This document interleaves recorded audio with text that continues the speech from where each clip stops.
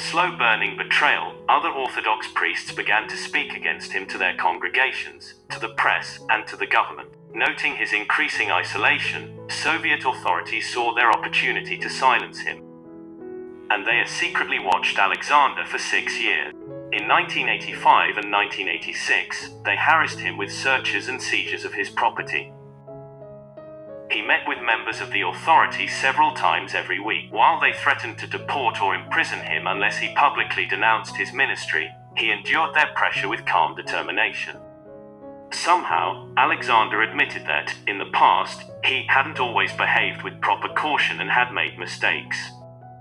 And the authority twisted his words into the denunciation they were looking for, although Alexander only meant it as a basic confession that any Christian might make.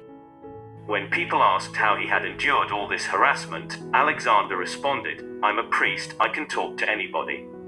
For me, it's not difficult." In the late 1980s were a time of turbulent change for the Russian people.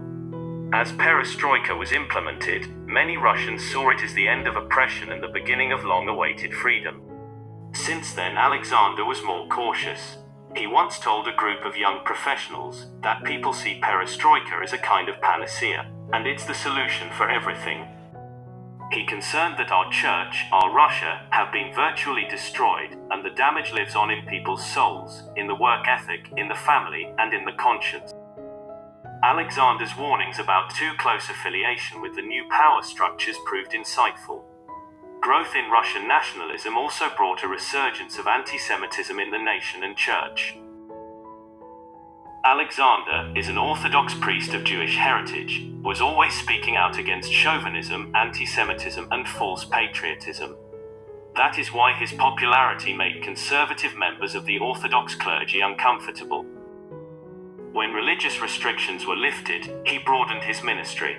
He booked as many as 20 public speaking engagements each month and began appearing regularly on radio and TV. And in 1990 alone, he helped develop the Russian Bible Society, founded the Open Orthodox University, and started a journal, The World of the Bible. Some people asked how did he find the time for these new initiatives while maintaining his regular pastoral duties. He answered, "I volunteer. God provides the time." Zealots in the Orthodox Church, angered by his ecumenical spirit, embedded in the church to cause disunity. Then he became a target of Pamiat, an extremist anti-Semitic organization of Russian nationalists. This group is known for its symbol of an axe for their movement. This group blamed Russia's troubles over the previous century on the Jews. In September 1990, Alexander was offered the position of rector at a Christian university in Moscow and invited to host a television show. Since then, he received menacing letters, threatening death should he accept either position. Protesters began showing up at his lectures. Alexander took these threats in stride, choosing to ignore some of the threatening letters and reading others in public to sap them of their intended terror. Thinking there was safety in numbers, friends and congregants began accompanying him on his journeys or speaking engagements. When a friend suggested it would be safest for Alexander to emigrate to the West. But he responded, "Why? If God hasn't turned away from me, I must stay and serve him. And if he has turned away, where could I hide?"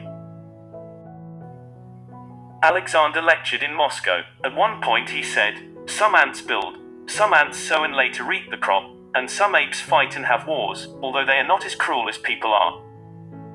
But nothing in nature, except for man, ever tries to think of the meaning of life. Nothing climbs above its natural physical needs. No living creature, except for a human being, is able to take a risk, and even the risk of death, for the sake of truth. Thousands of martyrs who have lived are a unique phenomenon in the history of our solar system." One morning, Alexander left his house in Semkors around 6:40 a.m., walking the wooded path to the local railway station. From there, he would ride by train 20 miles to his Pinewood Parish Church. It was a routine he repeated every Sunday. But this morning was different though. Only 20 minutes after he left, Alexander's wife, Natasha, awoke to the sound of groaning coming from outside the house. Looking out, she saw a crumpled body beyond the garden gate. She could tell that, whoever this person was, he was in need of assistance or probably drunk, so she called an ambulance. The man didn't move. A crowd was gathering. She opened the door and walked out.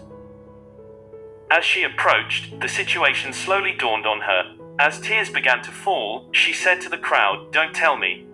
It was Alexander. Blood flowed from a 4-inch wound in the back of his head. He was already dead. The police examined the evidence at the site of the murder, a grove of trees within earshot of Alexander's house. Eventually, they pieced a story together that an unknown assassin jumped out of the woods at him and delivered the lethal blow. We found traces of blood and a struggle. The severely Alexander managed to stagger back to the gate of his house, where he fell, and the attacker had chosen an unorthodox weapon for the assault, which was an axe. Alexander's funeral, held in the courtyard of the church he had served, was a diverse gathering. Parishioners, friends, and family mingled with reporters and public figures whom Alexander had influenced during his ministry. Alexander's death was widely covered by the Russian press. Even Izvestia, the government-sponsored paper, wrote, "He was the pastor to many human rights champions, prisoners of conscience, those who were persecuted by the authorities." His work in providing spiritual support to many intellectuals in disgrace brought him true friends, but also real foes. Russian president demanded a thorough investigation into the killing, and the Orthodox Church commissioned its investigation. Several people were detained, but no one was ever charged. The police eventually said that the most likely motive for the killing was robbery, since Alexander's briefcase was missing after the attack and the forest path had a history of crime. Those close to Alexander continued to believe the murder was a planned assassination. They remembered the threatening letters he had received in the months before his death. Some claimed he was at the top of a hit list of enemies that had been created by Pamiat. Others suspected his earlier confrontations with the authority had something to do with the attack. Whatever the true circumstances, Alexander's murder was the culminating moment in a long line of persecutions throughout his ministry. These personal attacks never deterred him from following Jesus, whom he had loved since his boyhood. He always believed that God's goodness would triumph over evil. One reporter noted that the closing words of Alexander's last article could have been his epitaph.